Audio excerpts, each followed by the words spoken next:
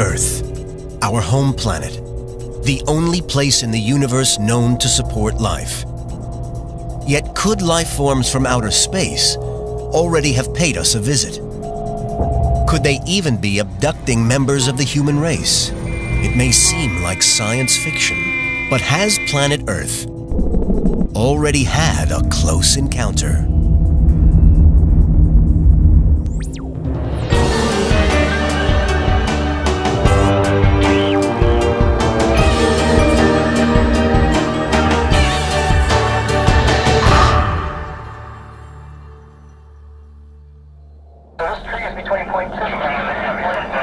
Stories of close encounters with alien life are part of our culture. Every year in the U.S., there are thousands of reported sightings of UFOs, unidentified flying objects, and some people even claim to have been abducted by aliens. I'm a perfectly normal individual that's had rather extraordinary and odd experiences my entire lifetime. Natural phenomena, or even military activities, can explain most of the UFO incidents, but some still keep people guessing. There's no way that it was balloons or an aircraft or helicopters or flares. People actually saw a 1 to 2 mile wide craft. Flying saucers have invaded our planet. Skeptics argue that such sightings and close encounters are merely figments of our imagination, perhaps inspired by science fiction movies and popular culture. If you have a dream about an alien in the middle of the night, what is your alien going to look like? Your alien is going to look like my alien, the alien we both saw on television. Although even respected scientists admit that real aliens could have the capability to travel vast distances across the cosmos to visit Earth. There is no law of physics preventing a civilization, perhaps 1 million years more advanced than ours, from reaching the planet Earth. Some believe that there is overwhelming evidence that aliens have visited us, possibly on many occasions throughout history, leaving artifacts and messages ranging from crop circles to the pyramids. I saw some strange objects, some strange lights. I saw some things I couldn't explain. They were definitely under intelligent control. For those of you that are skeptical, I would ask that you look at all the incidents. There are some very serious things out there. Some incident really needs some investigation. In 1995, Dr. Lynn Kaitai saw lights she could not explain near her home in the mountains just north of Phoenix, Arizona. She had her camera with her. I really concentrated on that top orb that was starting to disappear. It didn't budge, it just slowly dimmed, as if once it disappeared, it was still there. And I noticed an eerie silence, as if time had stopped. It was just extraordinary and very strange. 2 years later, on March 13th, 1997, Kaitai was also among the thousands of witnesses who shared a remarkable experience.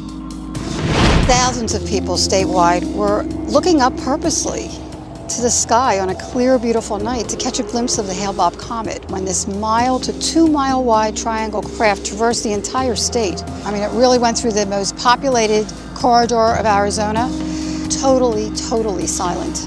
This was a massive parade throughout the state.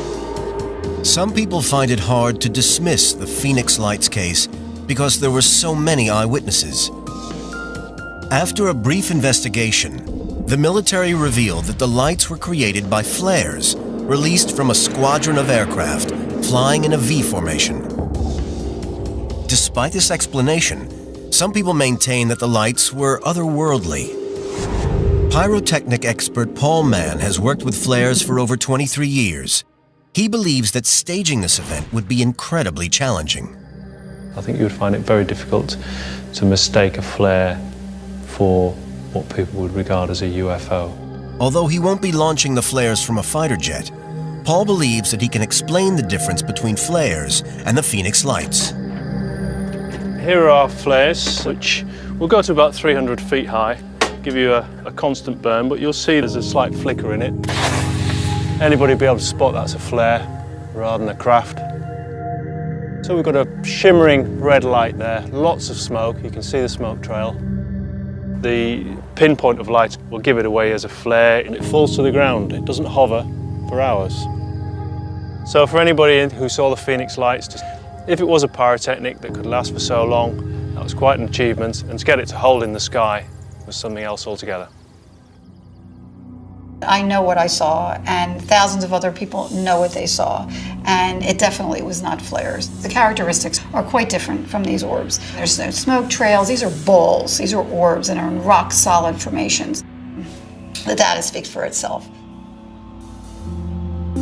Some people believe that flares are an improbable explanation for the lights over Phoenix. Dr. Michael Shermer, publisher of Skeptic magazine, thinks the incident highlights the difficulty of judging the truth about UFOs. People are poor eyewitnesses, all of us, judging the size, motion, and speed of objects in the sky, particularly at night or at dusk. It's very difficult to do. Shermer has been writing about the unexplained for over 10 years. He questions not only the quality of the evidence, but also the reliability of human testimonies.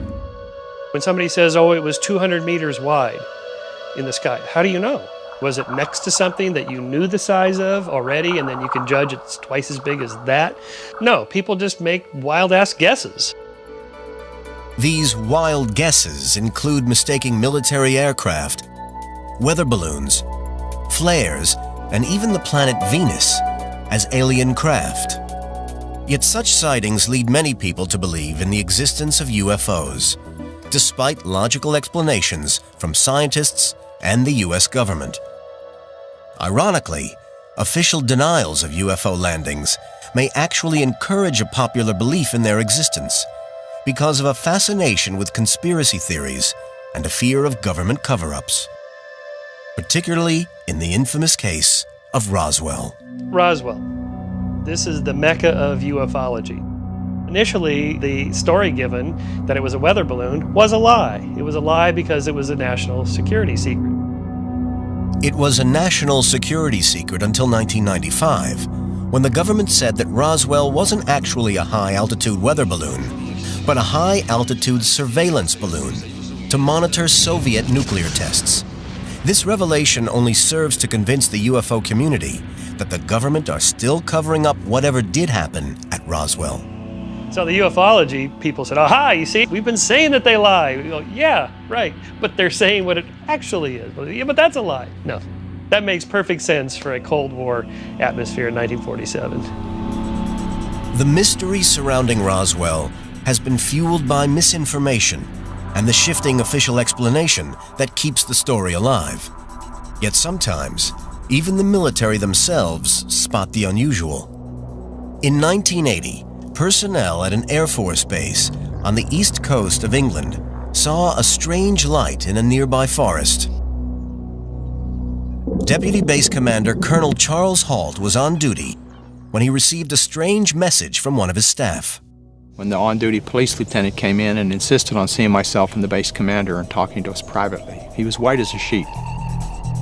The lieutenant reported that a strange, unidentified flying object had been seen descending into nearby Rendlesham Forest. Colonel Halt and a disaster preparedness officer visited the supposed landing site. They recorded their mission as evidence. Okay, what do we do is, well, we make a sweep. Here, I've got the gloves on now. Let's make a sweep out around the whole area, about 10 foot out, and make a perimeter run around it. All right, still there.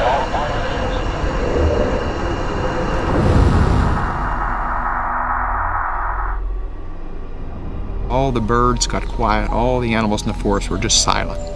We approached a site where they said this alleged craft had landed. There were 3 indentations in the ground, about 1.5 inches to 2 inches deep, about 8 to 10 inches across. They were about 6, 7, maybe 8 foot apart, in a nice triangular shape.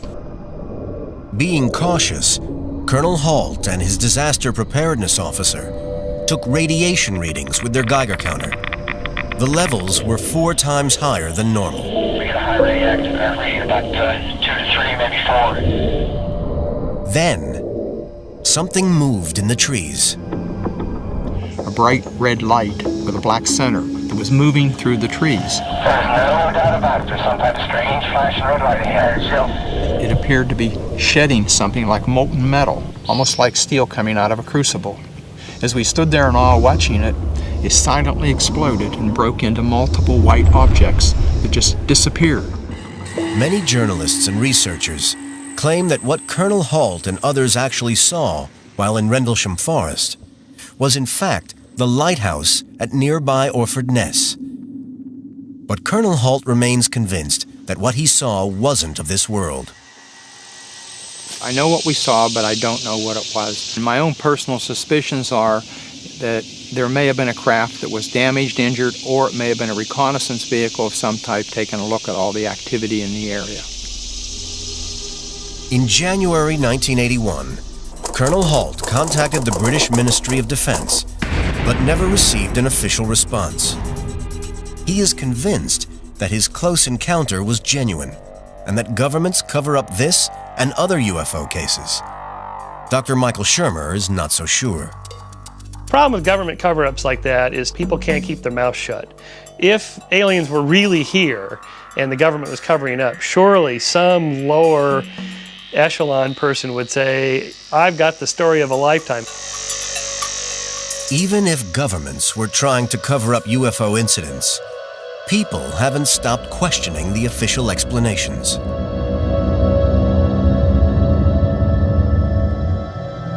Either aliens exist or they don't. Either thought is frightening. For any UFO to get here, it would have to travel across space from another part of the universe, light years away. Where might they come from? And just how would they get here? Has Earth ever had a close encounter with an alien civilization? There have been many supposed sightings of UFOs, but no definitive evidence of a visit. But whether or not aliens have dropped into our own backyard, many scientists do believe that they could exist. I would be shocked if we were alone. It would be an incredible waste of space, considering how many galaxies there are. There should be lots of planets like ours with life on them. The universe is about 14 billion years old and expanding at a phenomenal rate. It holds billions and billions of stars, far more stars than there are grains of sand on all the beaches on Earth. And some of these stars have planets orbiting them. There are plenty of places from which ET could originate. Physicist Lawrence Krauss believes that the most likely place for ET to call home would be on a planet similar to our own. Life seems to form ubiquitously, relatively easily in conditions like this. So we would expect one simple way to find life would be to look for planets like Earth. The problem is that any such planet is going to be a long, long way from Earth. Outer space distances are so vast, they are measured in light years rather than miles. 1 light year is a distance of nearly 6 trillion miles. That's the distance traveled in 1 year by a beam of light, moving slightly in excess of 186,000 miles per second. Light from our own sun reaches Earth in about 8 minutes and takes another 10.5 years to travel to the nearest known planet outside of our solar system. Any alien planning to visit us from this planet faces a round trip of over 120 trillion miles. The only way to shorten the duration of such a journey may be to go faster than the fastest thing we know in the universe: light itself. In 1905, Einstein laid out special relativity. And in that theory, you cannot go faster than the speed of light. There's a cop on the block, in some sense, that says you can't break the light barrier. Einstein's theory of special relativity suggests that there is a cosmic speed limit preventing anything and any alien going faster than the speed of light. However, in 1916, Einstein created an even more powerful theory, the general theory of relativity. It opens up the possibility that instead of beating the laws of physics, the answer might be to get around them. Theoretical physicist Michio Kaku believes that this holds the key to breaking the light speed barrier. Space-time is a fabric that can be stretched and compressed and perhaps even ripped. That might give you the possibility to break the light barrier.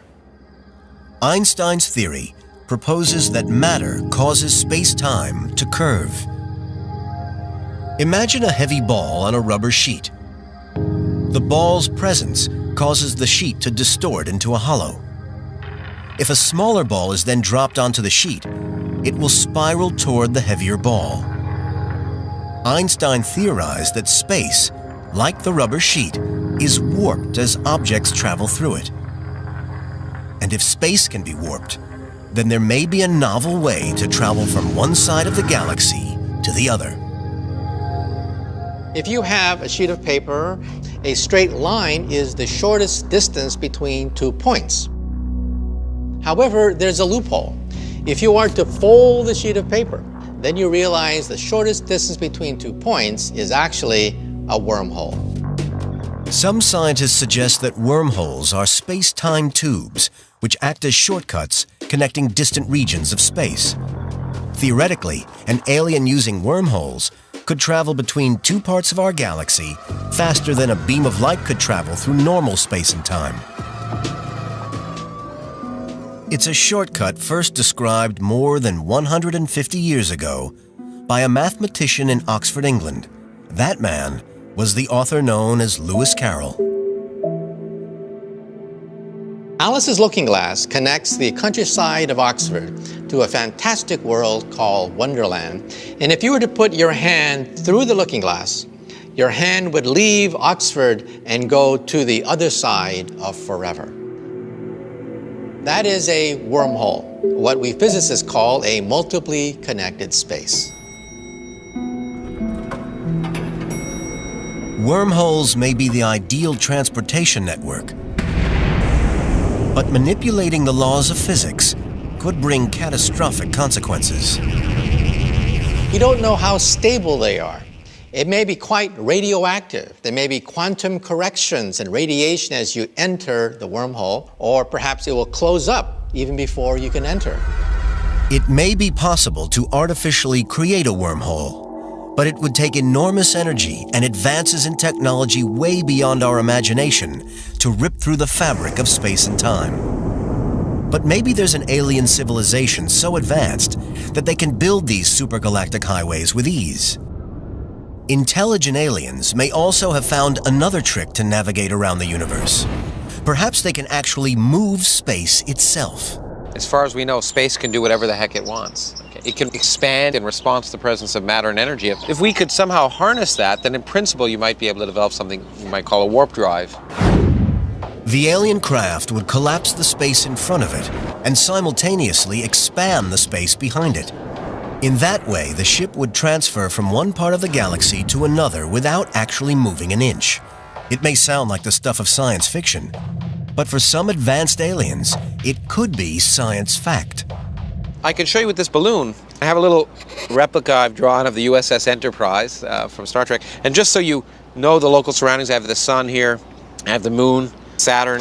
And what I want to show you is that the Enterprise could travel away from this star system and towards this star without ever moving with respect to its local surroundings. How can I do that? Well, if I squeeze the balloon at this end, then I expand this region of the balloon. The distance between the starship and these stars has increased, but the starship hasn't moved at all with respect to its local surroundings. And so what I've done is I've had space do the work. Nobody knows how a warp drive might be powered, and Krauss believes that its use would be fraught with danger. It may not be dangerous for the participants in the spacecraft, but it'd be pretty dangerous for everyone else. Because when you contract space in front of you, you literally crush everything between you and the nearest star. When you expand space behind you, you put incredible tension in everything around you. You'd have to have an interstellar highway where you cleared out everything in between, because otherwise you destroy basically everything around you. Our own technology is nowhere near sidestepping the laws of physics, but an alien civilization that has evolved a million years ahead of us might already have found a way. Earthbound physicists who are looking for life take this idea very seriously. They have devised a system to categorize alien civilizations according to how advanced they may be. When we physicists look in outer space, we don't look for little green men, we look for Type 1, Type 2, and Type 3 civilizations. A Type 1 alien civilization would be so advanced it could harness all forms of energy on its planet, including oceans, volcanoes, and even the weather.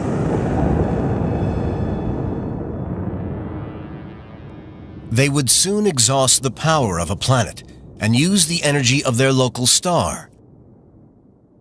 At this stage, they would be categorized as a Type 2 civilization. Eventually, they become galactic. They begin to colonize entire star systems. They begin to have fantastic energies, allowing them to manipulate stars and black holes. That is Type 3. Perhaps 100,000 to 1,000,000 years more advanced than our technology. But where would our own civilization be on this scale?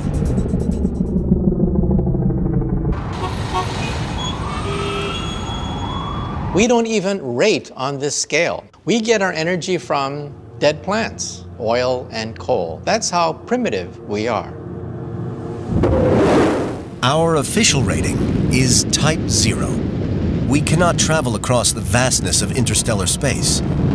However, a Type 3 civilization would have developed the technology needed to control space and time in order to travel freely throughout the universe. You cannot rule out the possibility that an extraterrestrial civilization, perhaps 1,000,000 years more advanced than ours, have the capability of reaching the planet Earth. But any alien civilization developing ways of traveling across the galaxy to planet Earth still faces potential disaster. If they reach us at all, then the oxygen in our atmosphere, the very thing that keeps us alive, may prove to be deadly poison for our alien visitors. If an alien civilization has successfully learned how to control time and space and cross the interstellar void to visit Earth, they will face a serious danger: our atmosphere. It protects us from solar radiation, but it's a dangerous barrier for any approaching spacecraft. As an object approaches Earth from space, it heats up due to friction with molecules in our atmosphere. The heat burns up most objects, such as asteroids, before they reach the ground.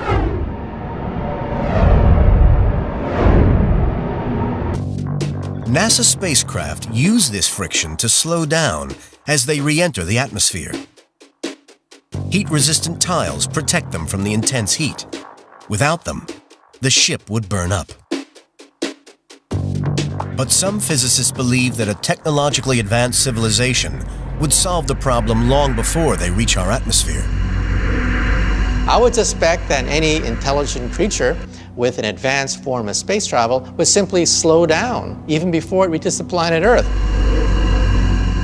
Having navigated our atmosphere and landed safely on our planet, the aliens face their next big hurdle. It's unlikely they could just step out of their craft. Earth's atmosphere would probably not match exactly the atmosphere on the home planet of a visiting alien. In fact, unless the aliens were adapted to oxygen, they would find the gas extremely poisonous. If aliens come to Earth, you wouldn't expect them to just walk out of their spacecraft and breathe the air and start eating apples and oranges. Here in the Mojave Desert in Nevada, NASA's Space Science Division studies how Earth's basic organisms live in extreme environments. From this, they hope to ascertain how different species might survive potentially hazardous conditions. Leading the research is Dr. Chris McKay. We take for granted that life needs oxygen, and we all need it. Plants and animals need oxygen. But we have developed very special machinery and enzymes for detoxifying oxygen. Oxygen is intrinsically poisonous. But would evolution have happened in the same way on the home planet of an alien visitor? Would they have evolved to cope with oxygen? In an extreme case, the fundamental chemistry might be completely different with different gases. Dr. McKay studies samples that contain over 10 million bacteria. They reveal that some species here exist using totally different principles to the vast majority of life on Earth.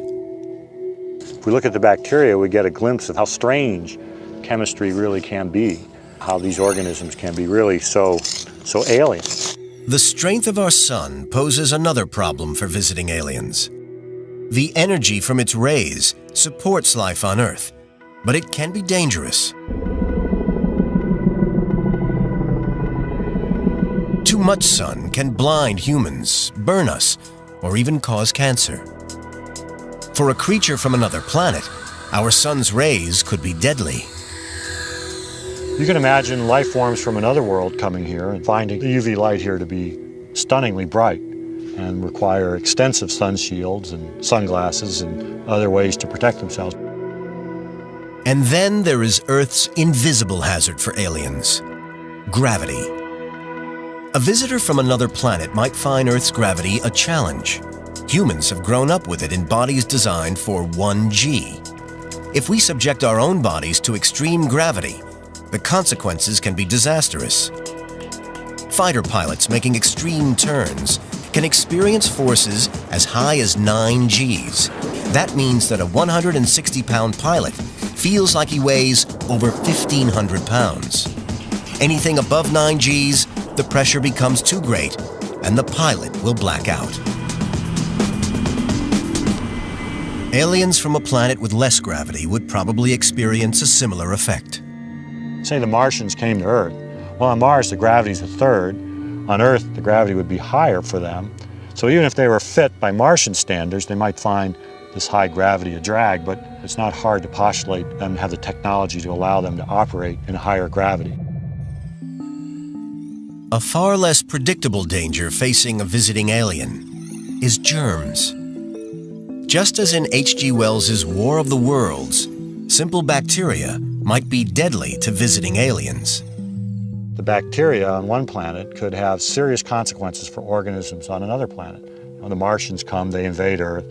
They kill off the armies of Earth with no problem, but then the bacteria on Earth infect the Martians and kill them. In the end, Earth wins the War of the Worlds, but not because of the prowess of human technology, but because of the biochemical diversity of the bacteria.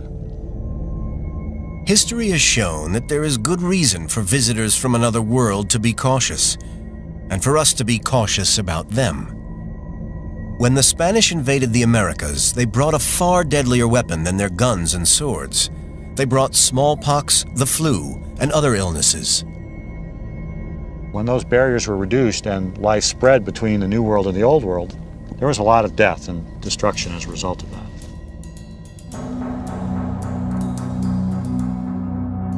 We might contaminate visiting aliens, or they might contaminate us. This fear of infection from new species of bacteria also troubled NASA during the moon exploration of the 1960s. They placed the first astronauts returning from the moon in quarantine in case they carried deadly space germs. McKay hopes that an alien civilization exploring the universe would also be careful not to contaminate planets with their bugs.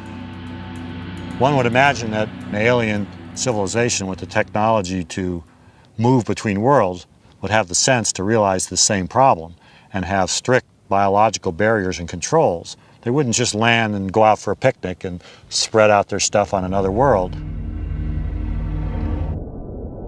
It's clear that the occupants of an alien spacecraft traveling to Earth would face a catalog of dangers. First, they would have to survive the destructive forces within a wormhole, then avoid burning up in the Earth's atmosphere, and finally, protect themselves from poisonous oxygen or deadly germs. Perhaps alien visitors would decide not to take the risk themselves. What if they sent explorers who never age and who never die from deadly diseases? The most efficient way is with robots. These are self-replicating nanobots. Nanobots are miniature robots, minute and lightweight enough to be potentially invaluable in space travel. One of the major factors in traveling fast through space is weight. The smaller you are, the faster you can go. In fact, subatomic particles can travel at near the speed of light. So tiny nanobots may be the best way of exploring the universe. Scientists believe that it might be possible to create microscopic nanobots able to clone themselves. These would land on moons and planets and self-replicate, allowing an alien civilization to explore vast tracts of the galaxy without ever leaving their home planet. Eventually, you would have a sphere of perhaps trillions of robots expanding near the speed of light, landing on moons, each robot creating other robots. That's the most scientifically reasonable way to explore the galaxy. That's how nature does it. That's how viruses work. Humans are already exploring the cosmos using robots. NASA's Voyager probes are heading deep into space, sending back data as they go. And robotic rovers have explored the surface of other planets in our solar system. But because of their size, it appears that nanobots could be the most logical way to explore the universe. But so far, there is no evidence that alien nanobots have ever visited Earth. And even if they have, will we be able to detect them? The vast majority of people who claim to have had close encounters in fact describe not miniature robots, but living alien creatures, often none too friendly, and prone to abducting, probing, and experimenting upon their victims. An advanced alien civilization might be able to manipulate physics and cross time and space to visit Earth. But some scientists question, why on Earth would they want to? They suggest that beings capable of traveling through space and time would be millions of years more advanced than humans and would find life on Earth of little interest. And even if they do want to make contact, they might not be friendly.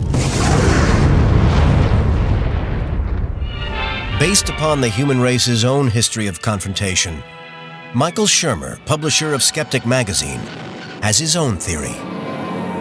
If you go by what happens here on Earth, we would never want to come into contact with ET. We would be eaten or enslaved or killed, because that's what happens here. So that's not good. Even so, some people claim to have already had a close encounter with extraterrestrials. Some even claim to have been abducted by them. The alien abduction experience is a fascinating one. These stories have all the earmarks of a very human kind of experience. It's a type of night terror. It's a bad dream. Because there is no evidence, outlandish accounts of alien visitation are greeted with disbelief. So most claimants are keen to conceal their identity. One woman from New York, who we have named Molly, claims to have experienced repeated visitations throughout her life. Probably the most strangest and disturbing memory that I have is of a dream with a white paw coming into my neck and placing a tiny little stick in it. And when I woke up that morning, I was very shocked to find a strange, painful lump on my neck. And when I felt it, because I thought it was a pimple, I discovered something hard in there, the shape of a piece of rice. According to Molly, the tiny implant worked its way deep into her body, and before she could get medical advice, it disappeared without a trace. Another encounter that she vividly remembers actually involved being taken on board an alien spacecraft. I recall being in, I'm going to call it a clamshell, but it was more like a scallop, and it had a top and a bottom, and I can recall being inside of it and the top closed over you. I experienced medical procedures with very strange types of devices. One of the beings was very tall and very thin and very insect-like. Like most people who claim to have met aliens, Molly has no evidence at all to back up her story. And skeptics consider that experiences like hers are more to do with popular culture than extraterrestrials. Most people just give the default explanation that comes to mind, which is whatever they've been seeing on television and reading in popular magazines and books. Over hundreds of years, the phenomenon of visitations has manifested itself in a variety of guises. In the Middle Ages, people reported stories of angels and demons, while 100 years ago, reports spoke of spirits and ghosts. Many scientists, including Shermer, believe that a combination of sci-fi stories, movies, and real-life exploration of space encourages people to manifest their fears in the form of alien visitations. The aliens are our angels. They are our demons. That's who we personify as these weird anomalies. We call them aliens because that's what we're into. We're in the space age, in the age of science fiction.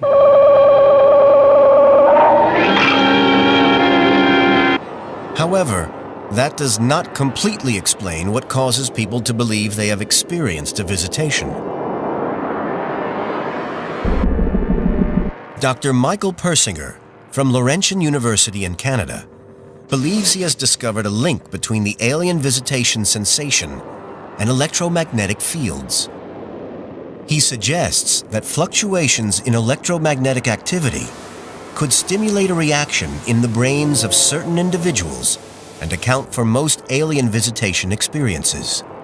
The experience of a presence occurring usually late at night and either producing a mystical experience or a sexual experience or even a terrifying experience shows up in all cultures. And we now realize that this sensed presence is built into the human brain itself. Persinger believes that it is possible to induce something like an alien visitation experience in almost anyone. He does this by creating a complex electromagnetic field in his laboratory and applying it to people's brains. To demonstrate, Persinger and his assistant place a volunteer inside a soundproof chamber. Electrodes producing the magnetic field are attached to the subject's head. Then he is blindfolded and the lights are dimmed. Persinger monitors his stats and waits for his subject to experience a feeling similar to that of an alien presence. Mr. Booth, can you hear me? Yeah. Float with the experiences. If you wish to report them aloud, go right ahead. Within minutes, the electromagnetic fields trigger a shocking reaction in the subject's brain. How he describes it is going to be a function of his culture, his experiences, and his expectancy. That's a lot. Feels like I'm dying. At this point, Persinger stops the experiment. In this study, the subject is visualizing the presence in a terrifying way. I've never had any feelings that ever. It just made me feel a little trapped, and it hurt. I don't know, closest I've ever been to hell. It was an awful place to be. The volunteer was extremely sensitive to the electromagnetic fields which stimulated his brain. However, this technique demonstrates the extraordinary power of our brain to turn our fears into monsters and demons, and even aliens from distant worlds. Dozens of people who have had experiences that they attributed to alien abductions and experiences. When we put them through the chamber, they have a very similar experience. The terrifying experiences induced in the chamber are caused by channeled electromagnetic fields. Persinger believes that abduction experiences in the real world are caused by electromagnetic fields created by natural phenomena, such as sun flares, seismic activity, and changes in atmospheric conditions. And it's thought that our common physiology and global culture is responsible for the similarity in the accounts.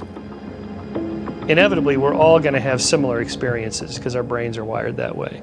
We'll see the same kinds of illusions, We'll have the same kinds of hallucinations and so on. The role of electromagnetism in alien experiences is far from proven. Some researchers suggest that sleep paralysis or conditions like post-traumatic stress are to blame. But until we've made contact with ET, we may never know if aliens are all in the mind or not. And if ET did reveal itself, there could be another barrier to overcome: language. It may be that aliens don't choose to talk with us at all. They may decide to talk to one of the other species that inhabits the Earth. And that could be whichever species they consider possesses the most intelligent language. It may be possible for aliens to cross the interstellar void, to land on Earth, and to adjust for survival in our atmosphere. But communicating with us in any meaningful way may prove to be the hardest step of all. We are arrogant to believe that they're going to want to actually talk to us and visit us. I mean, why? Think of ants in an anthill. If someone is building a 5-lane superhighway right next to the anthill, would the ants know how to communicate with the workers? The main danger is that these workers will simply pave over the anthill and not even realize what they've done. In San Francisco, a few scientists are already studying ways of communicating should ET ever come to call. Leading the hunt is SETI, the search for extraterrestrial intelligence. For the last 40 years, SETI scientists have been monitoring the skies, listening for messages from alien species. SETI is just about every field you can imagine applied to the search for life in the universe. SETI scientist Lawrence Doyle believes that the key to communicating with aliens is first to understand their level of intelligence. And for that, he needs to establish how organisms communicate. There hasn't been a search for extraterrestrial intelligence yet. There's only been a search for extraterrestrial technology. We plan to make it a search for intelligence by understanding the laws that create communication, so that if we get signals, we can tell it's a communication as opposed to random astrophysical processes. By understanding the laws that dictate communication, Doyle can identify and separate real patterns of communication from random noise. To do this, he uses a mathematical equation known as information theory, which was originally developed to quantify the amount of information sent down telephone lines. Doyle uses it to analyze the complexity of a language. He calculates the interdependency of different words or sounds within the language. The greater the number of words or sounds that can be strung together that are dependent on the first word or sound in the sequence, the more complex the language. On this scale, English is a level 9 communication system. Doyle now plans to use the same technique on alien communication. And the higher the complexity, the more superior the intelligence. Any alien or extraterrestrial message has to obey the rules of information theory. There's no other way to transmit information. And if we can measure how complex their communication is, it may be an indicator of how complex an extraterrestrial society is. But information theory can only help Doyle understand the complexity of an alien signal, not the content. So even if he spots ET, he won't know what ET is saying. It's the same problem we have on Earth when humans try and communicate to other species. If you smile at a wolf, it does not mean I'm happy. It means you want to pick a fight. If you smile at a chimpanzee, it means you're scared. So even a smile doesn't work. How do you communicate with an alien is a tricky point. We can't even agree on the same symbols of greeting among species on Earth. Doyle has been using information theory to discern patterns and rules in animal communication and study their complexity. The results have been surprising. With his current data, Doyle has found that squirrel monkeys have a level 3 communication system, while dolphins have a level 4. So who does Doyle think might be the best candidates to communicate with aliens? So far, he's not convinced that either dolphins or humans have the necessary linguistic skills. But he has found a species on Earth with a communication level much, much higher. Humpback whales we're majoring in because they look like they will have the absolutely most complex communication system maybe on the planet. Doyle's study of humpbacks is in its early stages, and so far he has only studied their social calls. But it may be that when extraterrestrials talk to the Earth species with the most intelligent language, they won't talk with us. They'll talk to humpback whales instead. But despite listening to the universe for 4 decades, SETI has yet to discover a single confirmed extraterrestrial signal.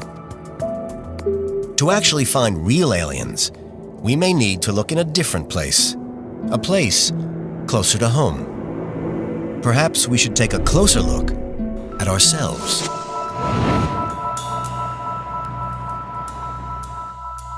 When you look in the mirror, perhaps you are looking at a Martian.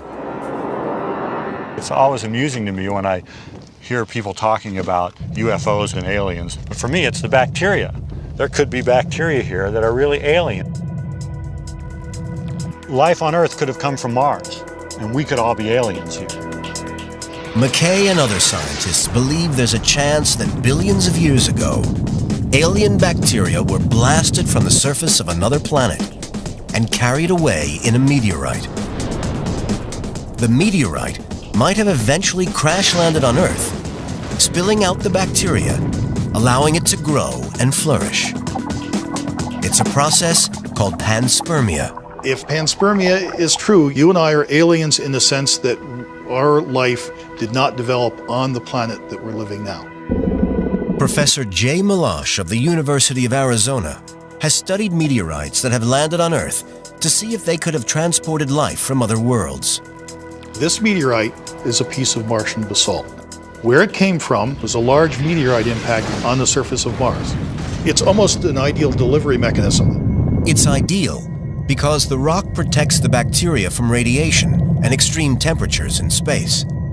It would also protect it from the impact of crash landing on Earth. To test whether bacteria could travel safely through the cosmos, Milosh and his colleague Wayne Nicholson conduct an extreme survival experiment. They inject a large block of rock with bacteria and take the sample to the Ames Vertical Gun Laboratory near San Francisco. The block's placed inside a large vacuum chamber. Ready? And Milosh then fires a projectile into it at over 13,000 miles per hour. It absolutely destroyed the rock target. It blasted into tiny fragments. Amazingly, despite the rock being virtually vaporized, the bacteria survive intact. If they could survive, it's not a big stretch to think that organisms on the surface of another planet could also survive meteorite impact and launch into interplanetary space. The experiment shows that bacteria could not only survive the vacuum of space, but also the impact of landing on Earth. One theory is that bacteria from another world evolved over millions of years to form life as we know it. So perhaps all life on our planet is alien in origin. We human beings, life, plants, animals, everything we see descended from that common Martian ancestor. That's a possibility. We may go to Mars and suddenly see, well, that's where great-great-great-grandma lived. Because of the vast size of our galaxy, aliens, even highly advanced ones, may never have visited Earth in spaceships. All UFO sightings may well be no more than a simple misinterpretation of what we are seeing, and alien visitations a product of our overactive imaginations. But aliens might have been here all along. We and all the species on our world could be the direct descendants of extraterrestrial life forms. In the strangest twist of all, perhaps we are the aliens.